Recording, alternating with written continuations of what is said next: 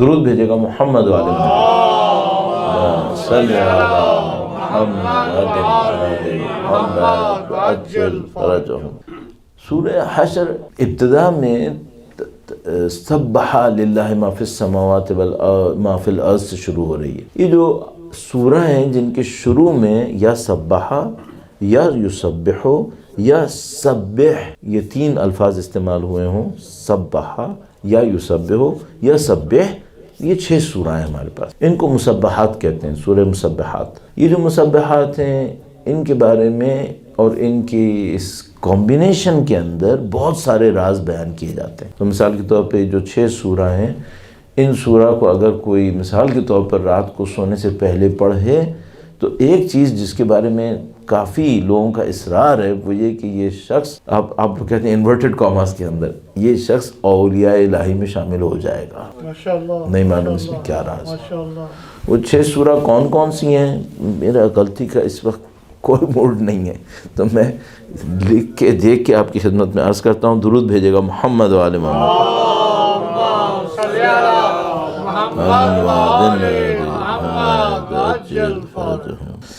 تو میں آج ہی دیکھ رہا تھا کہ اس میں روایت میں لکھا ہے کہ اللہ کے نبی نے ارشاد فرمایا کہ خود نبی خدا رات کو استراحت سے پہلے یہ 6 سورہ پڑھا کرتے تھے۔ اچھا، اور اس 6 سورہ کو آپ کی خدمت میں عرض کرنا چاہ رہا ہوں۔ پہلی سورہ حدید، دوسری سورہ حشر، تیسری سورہ صاف، چوتھی سورہ جمعہ، اور 5ویں تغابن، اور 6ٹھی سورہ اعلیٰ۔ ٹھیک ہے، اب یہ ریکارڈ چونکہ ہو گیا ہے، ویسے بھی آپ سب کو معلوم ہی ہوگا کہیں نہ کہیں، لیکن بہرحال پہلی سورہ حدید ہے۔ اچھا، میں ترتیب کیوں آپ کی خدمت میں عرض کر رہا ہوں؟ اس ترتیب میں ایک عجیب پوائنٹ ہے۔ پہلی حدید ہے، دوسری حشر ہے، ان میں، اور تیسری سورہ صف اور چوتھی جمعہ۔ یہاں شروع ہوتا ہے ماضی کے صیغے سے، یعنی چند سورہ ایسی ہیں جس میں سبح آیا ہے، تسبیح کرتے ہیں، تسبیح کی، پھر بعد میں یسبح آیا، تسبیح کرتے ہیں یا کرتے رہیں گے، اور آخر میں امر آیا ہے، یعنی سورہ اعلیٰ تک جب بات پہنچی تو سبح اسم ربک الاعلیٰ، تم اللہ کی تسبیح کرو۔ تو ماضی سے شروع ہوا تھا، پھر مستقبل پہ آیا، پھر امر کے اوپر بات آئی۔ تو اس ترتیب میں بھی بہرحال کوئی نہ کوئی راز ہوگا، تو جو لوگ 6 سورہ پڑھنا چاہتے ہیں ان کو چاہیے کہ اس ترتیب کا خیال کریں، اس ترتیب سے پڑھیں۔ اچھا، آپ فرض کر لیں میں 6 سورہ رات کو سونے سے پہلے نہیں پڑھ سکتا، 6 میں سے کون سی پڑھوں؟ پھر سورہ حشر پڑھیں، پھر سورہ حشر۔ تو یہ مسبحات کا ایک سیٹ ہے 6 سورہ کا، ان کو پڑھنے کے بڑے فضائل ہیں اور اس کے پتہ نہیں کیا کیا اثرات ہیں، لیکن اگر کوئی یہ 6 سورہ نہیں پڑھ سکتا ہے تو کم سے کم سورہ حشر پڑھ لیں۔ اب اس سورہ حشر کی اپنی فضیلتیں ہیں، اس کے اپنے اثرات ہیں انسان کے وجود کے اوپر۔ میں فی الحال اس کے اوپر زیادہ عرض نہ کروں اور کانٹینٹس کے اوپر آ جاؤں کہ کیا ہونے والا ہے، لیکن بہرحال کچھ نہ کچھ یہ سمجھ سکتے ہیں ہم کہ جو سورہ حشر کو ہر رات پڑھتا رہے، لگتا یوں ہے جیسے خدائی اوصاف اس کے اندر کہیں نہ کہیں آہستہ آہستہ ریفلیکٹ ہوں گی، یوں لگتا ہے۔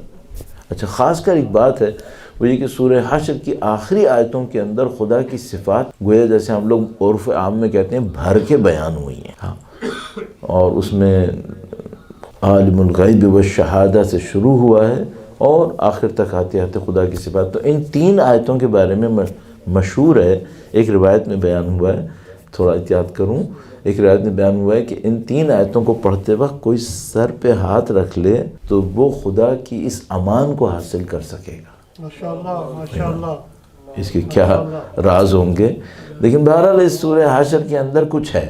حتیٰ ایک روایت اس طرح کی بھی موجود ہے کہ خدا نے اپنی اوصاف کا ایسا بیان کہ جو بعد میں آنے والے لوگوں کو سمجھ میں آنا تھا وہ اس سورہ میں رکھا ہے۔ یا الہی، نہیں معلوم اس میں کیا راز ہیں۔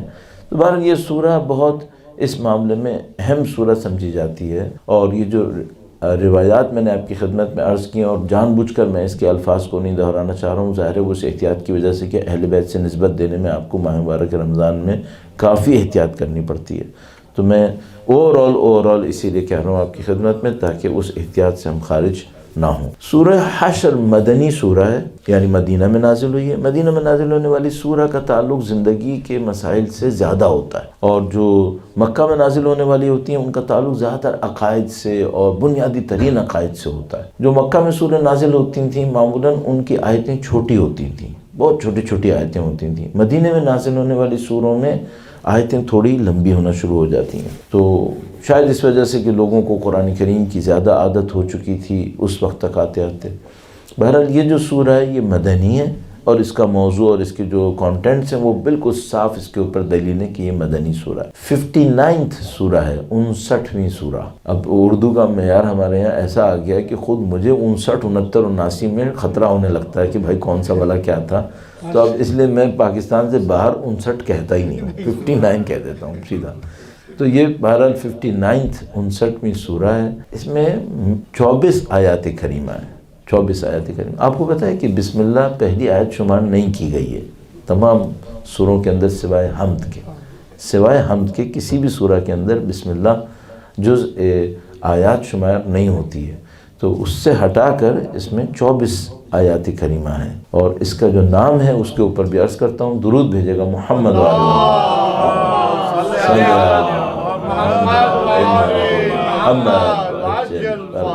یہ جو نام ہے حشر، ازار الف لام تو عربی کے تقاضوں کی وجہ سے لگا ہوا ہے، اصل نام حشر ہے۔ حشر کے 2-3 مطلب تصور کیے جاتے ہیں۔ اگر آپ کسی مثلا آج میں نے اس کو تجربہ کرنے کے لیے انٹرنیٹ کے اوپر لکھا کہ جو انگلش ٹرانسلیشن ہے سورہ کے ناموں کی وہ کیا ہے، تو حشر کے نام میں جو ٹرانسلیشن رکھا تھا وہ انٹرسٹنگ تھا۔ مثلا جیسے میں آپ سے کہہ رہا ہوں حشر، آپ کے ذہن میں کیا آ رہا ہے؟ میدان حشر، اور اس نے ٹرانسلیشن میں لکھا تھا گیدرنگ۔ اصلا کیا حشر سے گیدرنگ سمجھ میں آتا ہے؟ ہاں، بہت لٹرل میننگ میں اگر چلے جائیں، بہت جسے کہتے ہیں کہ بالکل لفظ کو بالکل اس کے کسی روٹ میں لے جائیں، شاید آ جائے۔ آپ کے ذہن میں ہوگا اردو میں ہم لوگ ایک جملہ استعمال کرتے ہیں، حشر اور نشر، حشر نشر۔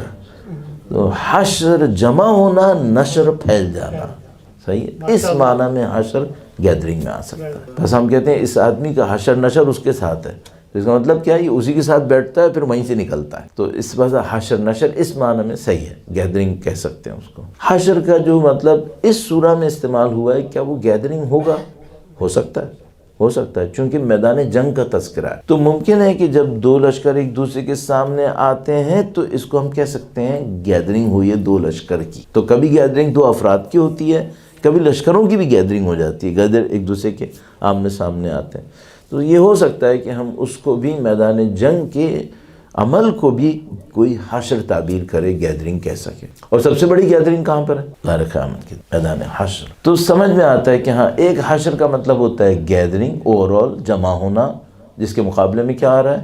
نشر۔ پھر ایک میدان جنگ بھی حشر ہے، کیوں؟ چونکہ وہاں پہ بھی 2 میدان کے اندر لشکروں کی گیدرنگ ہو جاتی ہے، اور میدان حشر تو ہے ہی حشر۔ وہ کیوں حشر ہے؟ چونکہ وہاں سب کی گیدرنگ ہو جاتی ہے، صحیح۔ تو پھر یہ سمجھ میں آتا ہے کہ ہاں، حشر کا مطلب یہ ہوگا، اور یہ ایکسپینشن ہے اس کے مفاہیم کا، اور ظاہر ہے ایسے دسیوں مفہوم حشر کے اور بھی نکل آئیں۔ تو یہ سورہ حشر ہے۔ درود بھیجے گا محمد و آل محمد، صلی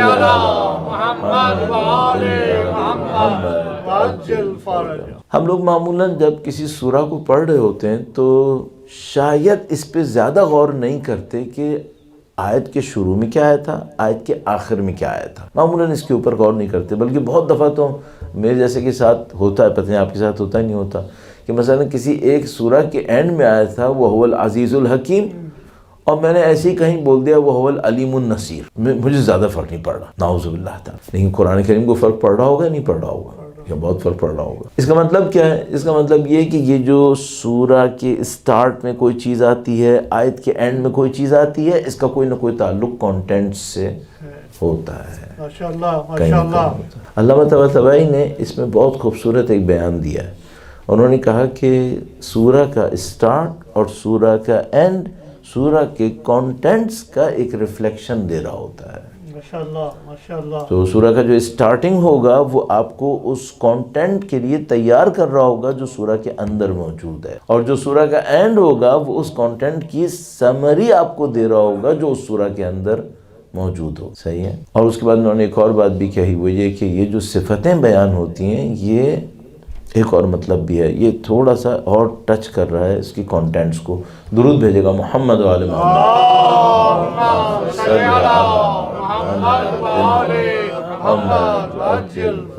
وہ اس طریقے سے ہے کہ بعض اوقات سورہ کے اندر کوئی چیز آتی ہے اور وہ اللہ کی طرف سے کوئی حکم ہوتا ہے، اور ہم جو اس حکم کو سمجھنے میں مشکل میں پھنسے ہوتے ہیں تو ہمارے ذہن میں کوئی نیگیٹو تھاٹ بھی اس کی وجہ سے آ سکتا ہے. مثلا خدا متعال نے فرض کیجئے کسی آیہ کریمہ کے اندر قصاص کا حکم دیا. اب وہ جو قصاص کا حکم دیا خدا نے، تو ہمیں اس میں معذرت کے ساتھ کہہ رہا ہوں، ممکن ہے کسی انسان کے ذہن میں یہ آئے کہ یہ بے رحمی ہے. صحیح.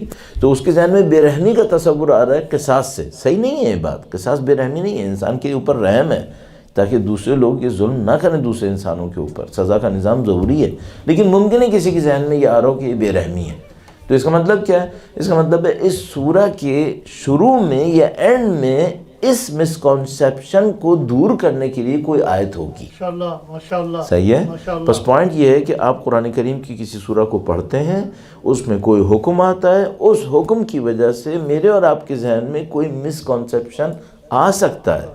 اس مسکنسیپشن کو دور کرنے کے لیے اس سورہ کے شروع میں یا اینڈ میں کوئی نہ کوئی آیت موجود ہوگی. صحیح. اس آیہ کریمہ نے، اس سورہ مبارکہ نے شروع کیا ہے سبح للہ ما فی السماوات وما فی الارض. جو کچھ زمین میں ہے، جو کچھ آسمان میں ہے، وہ خدا کی تسبیح میں مشغول ہے. صحیح.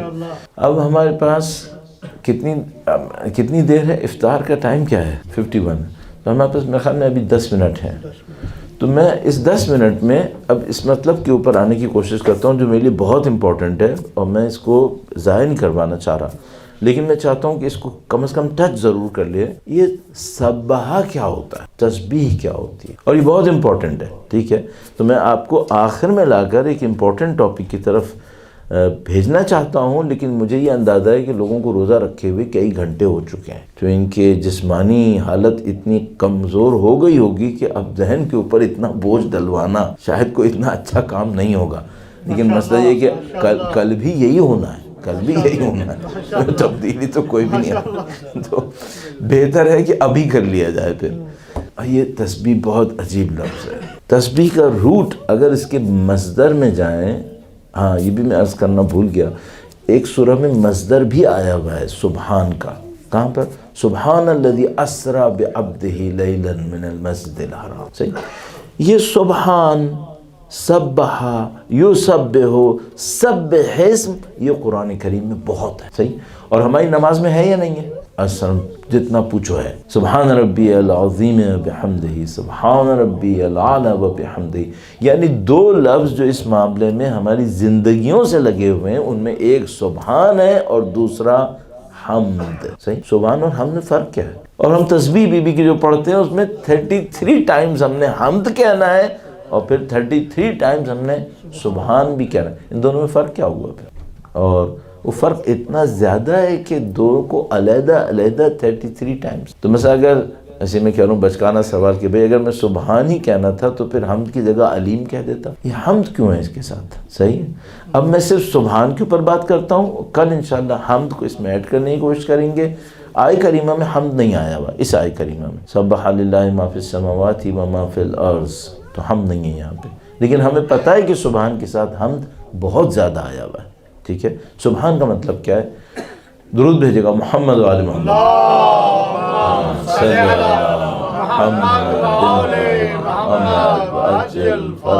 یہاں پہ انٹرسٹنگ ایک کام ہوتا ہے جو مجھے بڑا مزیدار کام ہے لیکن بہت پیچیدہ، وہ عربک کی لنگوسٹک کے اوپر کام کرنا، جس کو اور لنگوسٹک میں بھی جس کو لیکسیکوگرافی کہتے ہیں، یعنی ایک ورڈ کو لیں اور اس ورڈ کو کریدنا شروع کر دیں. تو یہ جو عربک لیکسیکوگرافی ہے یہ بہت وسیع ہے، بہت وسیع. اب یہ جو لفظ ہیں آپ کے پاس، دیکھیے 4 لفظ اپنے ذہن میں رکھ لیجیے، چاروں کے قرآنی روٹس ہیں. سبحان، سبح، یسبح، سبح اسم ربک سبح. ان سب کا روٹ سین، بے اور ہا میں ہے. ٹھیک ہے. یہ 3 لفظ جو کیا کہتے ہیں، 3 الفابیٹ جس کو آپ کہیں گے، حروف، یہ 3 حروف اس میں کامن ہے، ٹھیک ہے. اس کا جو روٹ بن رہا ہے وہ ایک ورڈ سے نکل رہا ہے، اس کو کہتے ہیں صباحہ، ٹھیک ہے. سین بے ہے، اس میں ایک لفظ بنتا ہے، اس کو کہتے ہیں صباحہ. اور صباحہ کو اگر انگلش میں ٹرانسلیٹ کرتے ہیں تو انٹرسٹنگلی اس کو کہتے ہیں سوئمنگ. صحیح ہے. اب کیا تعلق بنے گا سباحہ اور سوئمنگ کا؟ صحیح ہے. تو یہ جو سوئمنگ ہے یہ کیا ہے؟ سباحہ یا سباحہ یا سوئمنگ، یہ اس میں یہاں پہ کیوں استعمال ہو رہا ہے؟ تو اس میں 2 جگہیں ہیں. یہ جو سباحہ کا فینومینا ہے یعنی سوئمنگ کا، اس میں 2 چیزیں ہیں. ایک بات تو یہ کہ ایک آدمی ساحل سے سوئمنگ کرنا شروع کرتا ہے اور وہ تیرتا ہوا آگے چلا جاتا ہے تو وہ چلتے چلتے غائب ہو جاتا ہے. صحیح ہے. تو وہ جب وہ جو تیر رہا ہوتا ہے تو جیسے ہی وہ تیرنا شروع کرتا ہے اس کا ڈسٹینس ساحل سے بڑھنا شروع ہو جاتا ہے. بڑھتے بڑھتے اتنا ہو جاتا ہے جیسے وہ ساحل سے ڈسکنیکٹڈ ہو جاتا ہے اور کسی اور جگہ کے اوپر تقریباً غائب ہو جاتا ہے. ایک سباحہ کا مطلب یہ ہے. اچھا، ایک سباحہ کا مطلب یہ ہے کہ وہ تیر رہا ہے. تو تیر رہا ہے کا مطلب کیا ہے؟ وہ پانی سے لڑ رہا ہے کیا؟ نہیں، پانی سے لڑتا نہیں ہے. وہ پانی کی جو کوالٹیز ہیں ان کو استعمال کرتے ہوئے اپنے ایک آبجیکٹیو کی طرف بڑھنا شروع کر دیتا ہے. صحیح ہے. بس سباحہ کے اندر 2 میننگز ہیں. ایک تو یہ کہ وہ بندہ پانی سے لڑتا نہیں ہے، پانی کی کوالٹیز کو استعمال کرتا ہے اپنے آبجیکٹیو کے لیے اور وہ اس طرف بڑھتا ہے. اور دوسری بات یہ کہ وہ کنارے سے اپنے آپ کو ڈسکنیکٹ کرتا ہے اور کسی اور افق میں اپنے آپ کو غائب کر دیتا ہے. صحیح ہے. اگر کوئی اللہ کی تسبیح کرے تو یہ 2 چیزیں ہوں گی. ماشاءاللہ کہ وہ اس کائنات کو جو ساری کی ساری خدا کی مرضی پہ چل رہی ہے پانی کی طرح استعمال کر کے اپنے آپ کو خدا کی طرف لے جائے گا. ماشاءاللہ یہ پوری کائنات اس کا ساتھ دے گی، پھر جیسے پانی اس سوئمنگ کرنے والے کا ساتھ دیتا ہے. اور یہ جو سوئمنگ کرے گا یہ کیا کرے گا؟ یہ اپنے آپ کو اپنی میٹیریل ایگزسٹنس سے ڈسکنیکٹ کر کے الہی ایگزسٹنس کے اندر غرق کر لے گا. ماشاءاللہ. بر محمد آل محمد صلوات. اللہم صلی علی محمد وعجل فرجہ. یہ تسبیح کا اثر ہونا چاہیے. ماشاءاللہ ماشاءاللہ. تسبیح نے یہ کرنا ہے. تو اب یہ جو تسبیح ہے اس کا مطلب یہ تو ہو گیا لنگوسٹک کا، اور ہم نے لیکسیکوگرافی سے مدد لی. خود تسبیح اور اللہ کی تسبیح اس کا مطلب کیا ہے؟ یہ بھی ایک ورب ہے. سبح یسبح سبح. اور سبحان تو اس کا مطلب کیا ہے؟ سبحان کا مطلب کیا ہے؟ سبحان کا مطلب یہ ہے کہ خدا کی ذات نقص اور عیب سے پاک ہے. ماشاءاللہ ٹھیک ہے. ماشاءاللہ. خدا کی ذات نقص اور عیب سے پاک ہے. اچھا، ابھی وہ ذہن میں رکھیے گا اس سوئمنگ والی بات کو ہم اس تک لانے کی کوشش کریں گے. خدا کی ذات نقص اور عیب سے پاک ہے. اچھا، ہم یہ 2 لفظ کیوں کہتے ہیں نقص اور عیب؟ اس میں کیا فرق ہوتا ہے؟ یہ بھی انٹرسٹنگ ہے نا کہ بھئی یہ 2 لفظ کیوں؟ حشر اور نشر ہے 2 لفظ تھے، تو یہ نقص اور عیب کیا ہے؟ نقص اس چیز کو کہہ سکتے ہیں جس میں خود کوئی خرابی نہیں ہے، انوائرمنٹ میں فٹ نہ ہو، اسے نقص کہتے ہیں. مثلا آپ کے پاس کارپٹ تھا، مثلا 4x4 فیٹ کا 4x4 میٹر کا کمرہ تھا آپ کا، لیکن آپ جو کارپٹ لیا ہے وہ 4x3 ہے. کارپٹ بہت اچھا ہے، اس کمرے کے لیے فٹ نہیں ہے، تو یہ ناقص ہے. لیکن اگر خود کارپٹ ہی غلط ہو، اس میں کوئی خرابی ہو، تو وہ کیا ہے؟ پھر وہ عیب ہے. وہ نہ خدا میں نقص ہے نہ خدا میں عیب. ماشاءاللہ ماشاءاللہ. صحیح. ماشاءاللہ.